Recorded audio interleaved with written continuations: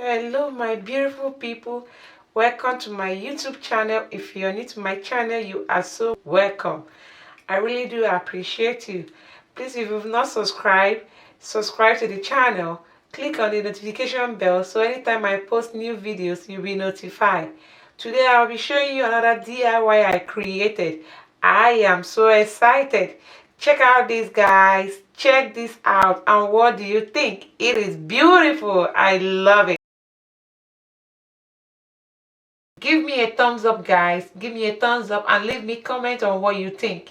If you're going to be creating this necklace, if it's something you can be rocking, if it's beautiful, I just love hearing from you. It inspires me a lot. Stay tuned while I put you through on how to make this gorgeous piece. Thank you.